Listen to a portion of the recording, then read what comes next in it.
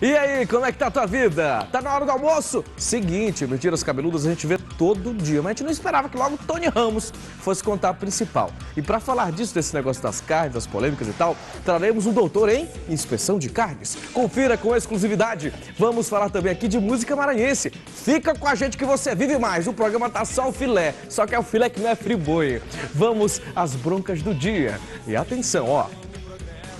A primeira bronca do dia é logo uma manifestação na área Itaquibacanga. Pais e alunos, na verdade os pais dos alunos que protestaram contra a falta de estrutura em uma escola da região. O repórter Guilherme Lima conta como tudo aconteceu. Fala aí, Guilherme.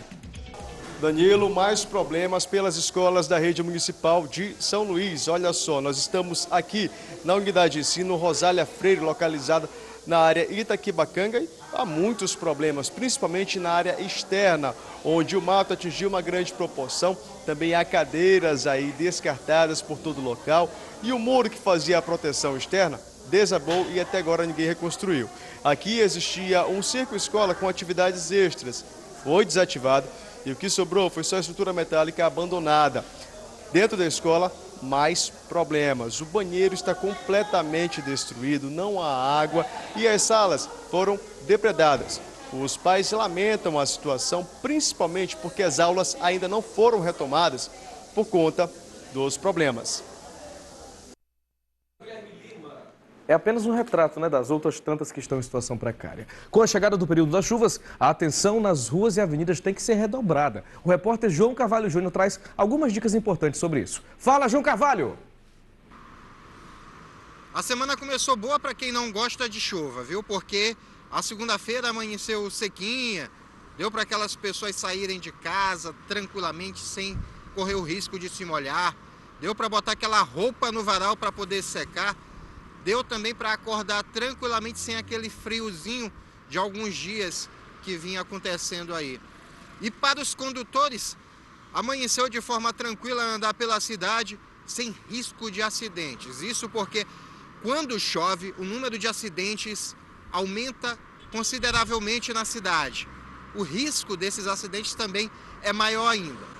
Isso porque muitos condutores não tomam os cuidados necessários. E aqui mesmo na Carlos Cunha, no final da Avenida Carlos Cunha, já em cima da ponte, bem na entrada da ponte, aconteceu um acidente provocado justamente por conta da chuva. Esse é o assunto da nossa reportagem no momento e eu conversei com duas pessoas que acabam envolvidas neste assunto. A gente pede que os motoristas redobrem os cuidados, usem de prudência, dirijam na velocidade permitida pela via, observem as faixas de pedestre, os semáforos, né, a sinalização, obedecer o sinal de parada. Tudo isso, se as pessoas observarem isso, observassem isso, não ocorreriam tantos acidentes. Eu conversei também com um engenheiro mecânico, o Rialbert. Ele explicou para a gente mais a questão mecânica do veículo, o que acontece. Explicou que há duas condições necessárias, né, duas condições principais, primordiais, necessárias para que não ocorra acidente no trânsito. Uma boa visibilidade, que o condutor tenha uma boa visibilidade, e o segundo, que ele esteja em velocidade compatível com o momento ali de pista, principalmente se ela tiver algum espelho d'água. Vamos ouvir o que falou o Rialbert em relação a isso. Nós estamos em uma condição hoje, no nosso estado, de chuva intensa, né? Então, cuidados que os motoristas, os condutores precisam ter para evitar determinados acidentes. Se você observar que existe uma lâmina de água formada sobre o piso, sobre o asfalto, é importante que você reduza a velocidade. Então, com isso você evita o que nós chamamos de aquaplanagem. Tem algumas pessoas também costumam chamar de hidroplanagem. Outra situação também que nós tratamos com o Rialbert foram as condições mecânicas do carro.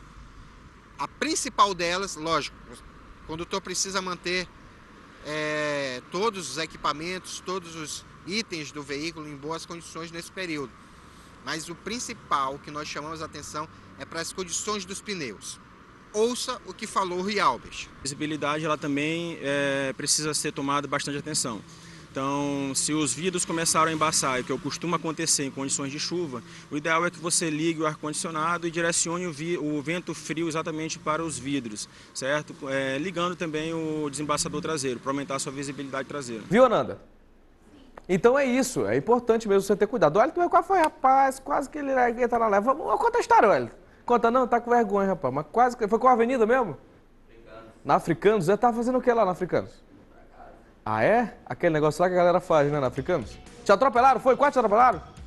Escapou. E o Lito de Pinga tá do lado? Tava na mão. O Lito não caiu e o Wellington caiu. Oh, meu Deus do céu. Mas atenção, mãe de Wellington, ele tá bem, ele não teve nenhuma escoriação, mas deve um susto, espanto, 3 da manhã no meio da Africanos. Né? Não é todo mundo que aguenta, né?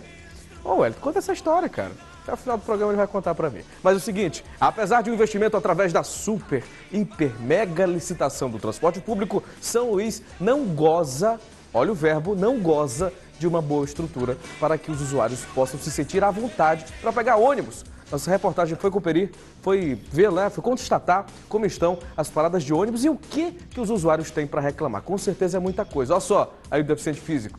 Esse depoimento deve ter sido chocante. Vamos ver! Todos os dias, Calivan sente as dificuldades de uma cidade sem acessibilidade.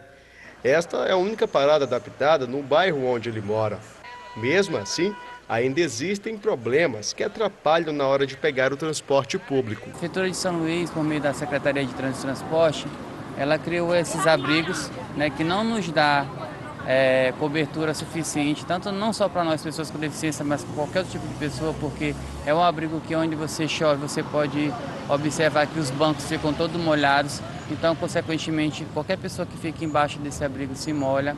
Fora a questão da limpeza urbana, que dentro dessas paradas de ônibus não existe, você pode estar fazendo a filmagem e observar, né? E o espaço, tanto quanto questão de rampas, né, para o acesso para esses abrigos, também não é eficaz. A parada fica localizada na cidade operária. No local, há lixo e nenhum tipo de manutenção. Além disso, é pequena e as pessoas ficam do lado de fora, por não ter espaço suficiente para abrigar a todos. Esta outra aqui é de concreto. Há buracos e ondulações no asfalto que prejudicam a parada do ônibus. Além disso, no período chuvoso, a estrutura abrigo não protege ninguém da água. É meio chato quando chove porque as condições são péssimas, né? E a gente vai sentar na parada e o banco está molhado e às vezes, pela aglomeração por ser movimentada, ficam várias pessoas aglomeradas nessa única coberta que tem, né? A estrutura, como vocês podem ver, já está bem desgastada e também não é só a estrutura, mas também quando chove, tem uns buracos aqui na frente e os carros vão passando e vem molhando a gente, então a gente, quando está chovendo, não tem uma certa segurança. Não tão distante, encontramos esta outra. As estruturas são de ferro, mas por aqui os problemas são maiores. O ponto fica em meio a buracos. A calçada está completamente comprometida. Na parada abrigo em frente ao Instituto Federal do Maranhão, no Monte Castelo, as estruturas também apresentam problemas. No local há muitos alunos e o fluxo de pessoas que pegam ônibus aqui é bem grande. Mesmo assim, o local não passa por nenhum tipo de reforma. É todo o ciclo prejudicado. A gente fala sempre aqui que a questão não é só a estrutura própria dos ônibus. Toda a parte mesmo que envolve aí a estrutura do transporte coletivo está comprometida. Tanto as condições de trabalho dos funcionários, dos motoristas, dos cobradores, que estão pagando até a estrutura, né? Estão pagando até a armola, estão pagando até as peças dos ônibus. Tudo está comprometido. Os pontos finais e tal, tudo está ruim. E as paradas são só um reflexo do resto do processo. Mas enfim, ó, no Voz da Comunidade de hoje, na verdade, Voz da Comunidade não. Pé de Pato Comunidade. Um flagrante do que aconteceu hoje, logo ali, perto do Parque do Bom Menino, naquele cruzamento para pegar a Avenida Getúlio Vargas, lá do Monte Castelo. Só o Pé de Pato, correspondente internacional oficial do Voz das Ruas, para relatar uma situação como essa. Veja só o flagrante do Pé de Pato Comunidade.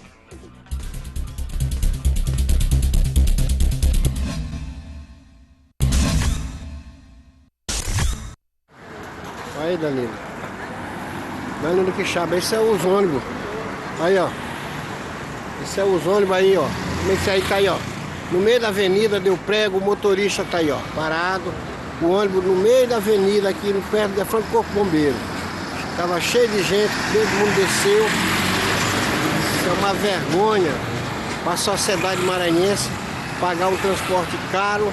E tá aí, além do motorista pagar o que quebra, com certeza esse aí é um dos que vão pagar. O ônibus quebrou. Vou tentar falar com ele aqui para ver se ele fala. Motora, o que foi que aconteceu aí, Motora? Motora? Motora, o que foi que aconteceu aí? O que foi que aconteceu aí, meu patrão? Caiu aí. Caiu, né?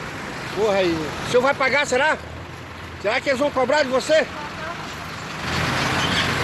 Eles vão cobrar do motorista. Não vou não, porque o dono das empresas está cobrando agora as peças dos motores, mas aí não. Caiu a peça aqui, ó. Aí outro tá aí, ó, parado. Trânsito aí, ó.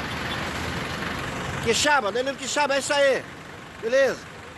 Muito obrigado, Pé de Pato, o meu melhor repórter. O repórter do VDR é Pé de Pato, comunidade. Você se percebeu, acaba mancando assim, filmando com o celular na mão, é o Pé de Pato representando o Voz das Ruas. Ó, eu tô ferrado, com tudo estourado, por causa da suspensãozinha de um carrinho, velho, de uma baratinha preta. Muito caro a suspensão de carro. Imagina um ônibus desse, de uma mola só, né? Aí causa o transtorno, causa o engarrafamento. A galera que tava aí de passageiro aí teve que esperar outro ônibus, ou então teve que pagar de novo a passagem para ir, para não se atrasar. Então, é uma cadência aí de problemas de questões traumáticas mesmo. E como é que se pode falar de transporte público renovado, diferente que com uma cidade esculhambada desse jeito? Nós só temos um modal, gente. Só temos um modal. Só temos um ônibus aqui. Ainda quer proibir o Uber desse jeito. Mas como é que pode? Mas um dia vai pra frente. Você não vai. Algum dia você não vai. E o seguinte, o Corpo de Bombeiros do Piauí encontrou a embarcação que desapareceu com 3 turistas à deriva no delta do Parnaíba, próximo ao farol Atins, em Barreirinhas. O grupo saiu de Barreirinhas com previsão de chegada em Tutóia às 3 horas da tarde. De acordo com o Corpo de Bombeiros, o barco ficou sumido durante 20 horas e a suspeita de que houve um problema mecânico. Os familiares dos passageiros revelaram que todos passam bem, mas não souberam informar o que aconteceu. Embarcações particulares foram até o farol de Atins ajudar no reboque do barco. E ó, hoje a gente vai lançar um novo quadro aqui no Voz das Ruas. Atenção! Um quadro que vai mostrar o que pensa a população em relação aos problemas da cidade e até do país. E para primeiro fazer o Instituto VDR, tinha que ser ela, Elinalva Cardoso. E atenção, o Instituto VDR não é uma pergunta do dia normal. É uma amostragem da opinião pública. É o nosso instituto de pesquisa com maior credibilidade. E ela que nos representa, Elinalva Cardoso, no Instituto VDR.